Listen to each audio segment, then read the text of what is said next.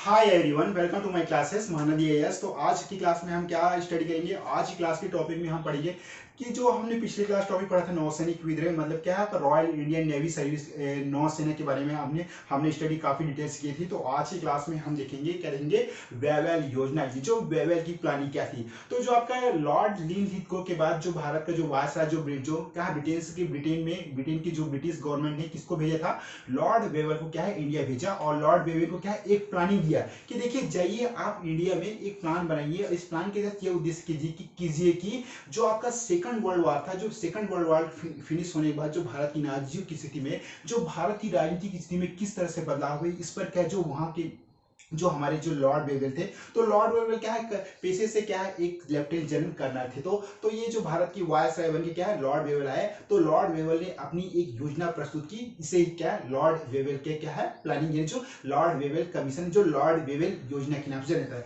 तो आज की क्लास में हम जो वेवेल प्लानिंग है उसके बारे में काफी डिटेल से देखेंगे पढ़ेंगे। ओके, अब यहाँ पे देखिए जो लिनलिथगो के स्थान पर आए, कौन आया? आपका लॉर्ड वेवेल। तो जो आपका लॉर्ड लिनलिथगो जब भारत के वायसराय थे, तो ये जो क्या है वापस क्या है अपने लंदन चले गए। उसके बाद कौन आया? आपका लॉर्ड क्या आपका वेवेल जो भारत में आए ना। तो यहीं पे यहाँ पे देखते हैं जो लॉर्ड लिनलिथगो के स्थान पर आए लॉर्ड वेवेल ने, कब आया लॉर्ड वेवेल? 1943 ना।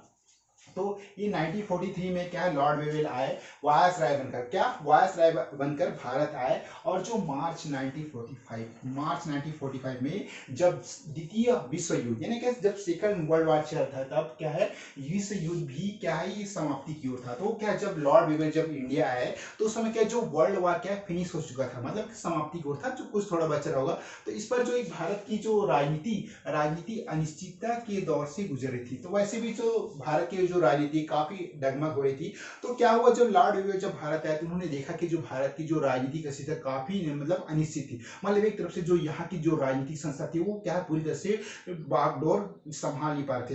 तो एक तरफ तो आपका क्या हिंदू थे, दूसरी तरफ थे मुस्लिम थे। तो इन दोनों में काफी कंट्रोवर्सी हो रही थी कि कौन सी राजनीतिक पार्टी क्या है। कांग्रेस बोलती थी कि कांग्रेस वाले बोलते थे कि हम अपनी पार्टी बनाएंगे, और जो मुस्लिम लीग क्या बोलती थी हम अपनी पार्टी बनाएंगे। तो दोनों में काफी विवाद होता था। तब यहाँ पे जो ब्रिटिश पार्लियामेंट ने वहां यह सोचा कि अब देखिए भाई वायसराय तो लिनलिथगो वापिस चले गए, तो अब हमें जो एक अच्छा जो वायसराय है क्या वेवेल को भेजना चाहिए। मतलब जब वेवेल जब यहाँ भेजे तो क्या उन्होंने अपनी योजना प्रस्तुत की। लेकिन जो ये लॉर्ड वेवेल की जो प्लानिंग थी, जो क्या शिमला सम्मेलन समझौते के तहत थी, लेकिन ये सम्मेलन भी क्या सफल नहीं हो सकी। तो एक प्रकार से लॉर्ड वेवेल की जो भी आपकी योजना प्लान थी वो भी पूरी तरह से क्या है असफल हो गई। तो इसके बारे में हम डिटेल्स आज स्टडी करेंगे। तो यहाँ पे देखिए मैंने बताया जो भारतीय राजनीति जो इंडियन क्या पॉलिटिकल हो गया, पॉलिटिकल सिस्टम हो गया, वो क्या अनिश्चितता की दौर से क्या है असफल गुजर रही थी।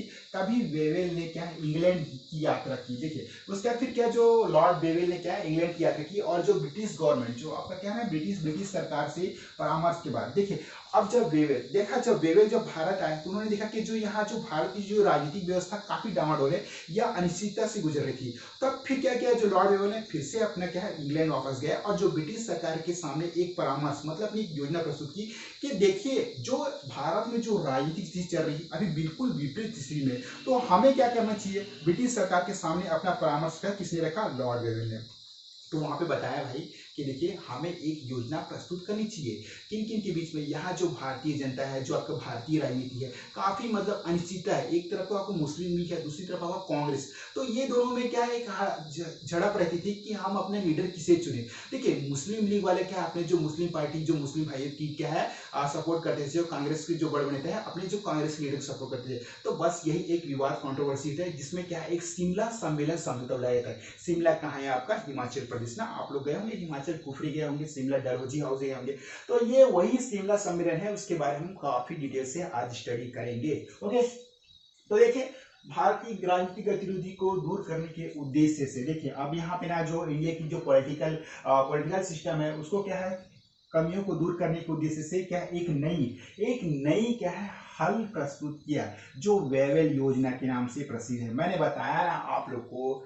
तो यहाँ पे जो वेवेल ने क्या किया अपना एक दिमाग लगाया कि किस तरह से हमें जो भारतीय राजनीति से कमियों को दूर करने के लिए क्या एक हल यानी योजना प्रस्तुत है, जिसे ही क्या वेवेल योजना के नाम से जाने जाते हैं। अब देखते हैं जो वेवेल योजना में कौन कौन सी बातें हैं, निम्नलिखित बातें हैं, इसके अंतर्गत किन किन बातों को क्या स्थान देगा, इसके बारे में काफी डिटेल से स्टडी करेंगे। ओके, यहाँ पे देखिए मुख्य प्रस्ताव। अब जो वेवेल योजना प्रणाली में क्या क्या मुख्य प्रस्ताव है इसके बारे में हम काफी डिटेल्स देखते हैं। तो योजना के जो मुख्य प्रस्ताव क्या है आपका निम्नलिखित है, मतलब इसके अंदर कौन कौन सी जो प्रस्ताव है उसके बारे में यहाँ पे डिटेल्स दिया हुआ है।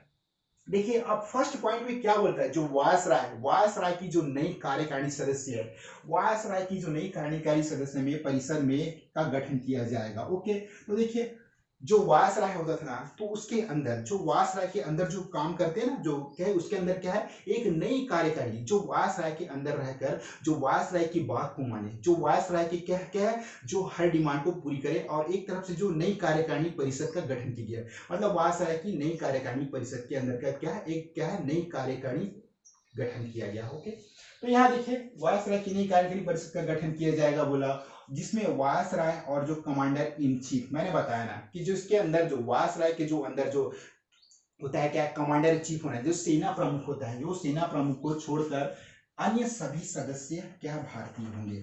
तो अब यहाँ पे हमें ये समझना है कि जो वायसराय है आपका क्या, लॉर्ड वेवेल, तो जो उसके अंदर क्या क्या बात बोली गई है। देखिए जो कमांडर इन चीफ होता है, जो सेना प्रमुख, उसको छोड़कर देखिए वो तो जो कमांडर जो सेना प्रमुख होगा वो क्या है आपका अंग्रेज ब्रिटिश अधिकारी होगा।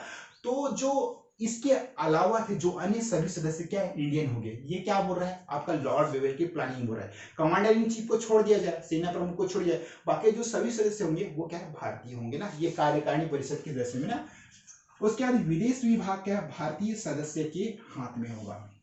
अब यहाँ पे फॉरेन पॉलिसी बात होगी, जैसे कि हम यूपीएससी की तैयारी करते हैं ना, तो आपका जिसके इंटरनेशनल रिलेशन पढ़ते हैं, फॉरेन पॉलिसी के बारे में काफी, जैसे कि अभी हमारे फॉरेन मिनिस्टर क्या है आपका, जयश्री जयशंकर। Okay, S Jaishankar.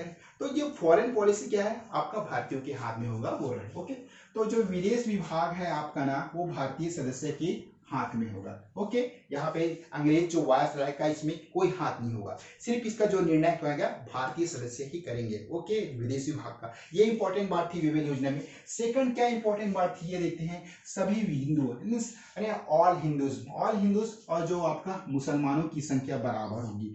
तो जो इस जो प्लानिंग में क्या है, जो आपका सभी हिंदू हो गया और जो मुसलमानों की संख्या क्या बराबर होगी, ऊपर नीचे वाली कोई बात इसमें होगी नहीं, सभी को बराबर समान अवसर दिया जाएगा। मतलब एक तरफ तो हिंदू थे, दूसरी तरफ मुसलमान थे। मैंने आपको बताया ना, जो ये राजनीतिक पॉलिटिकल स्थिति है किसमें किसमें है, मतलब विवेल योजना में एक तरफ तो हिंदू थे, दूसरी तरफ थे मुस्लिम था। तो यहाँ पे क्या क्या, सभी हिंदू और सभी मुसलमान क्या बराबर संख्या में होंगे। ओके, एवं अन्य वर्ग को क्या है, संतुलित प्रतिनिधित्व दिया जाएगा। जो अन्य वर्ग भी रहेगा उसको भी क्या, इसमें जो बराबर जो बैलेंस है ना आपका, संतुलित प्रतिनिधित्व दिया जाएगा। ओके, ये तो आपका सेकंड पॉइंट था। अब थर्ड देखते हैं, जो कार्यकारिणी परिषद को का कार्य, युद्ध संचालन। अब देखिए जो कार्यकारिणी, जो वायसराय की जो कार्यकारिणी परिषद के अंदर जो भी काम करते थे उसका क्या कार्य होता था, तो युद्ध संचालन होता था आपका। यहाँ देखना युद्ध, आपका युद्ध संचालन हो गया, प्रशासन हो गया, एवं क्या संविधान निर्माण पद्धति। क्या क्या कार्य थे आपका कार्यकारिणी, जो कार्यकारिणी सदस्य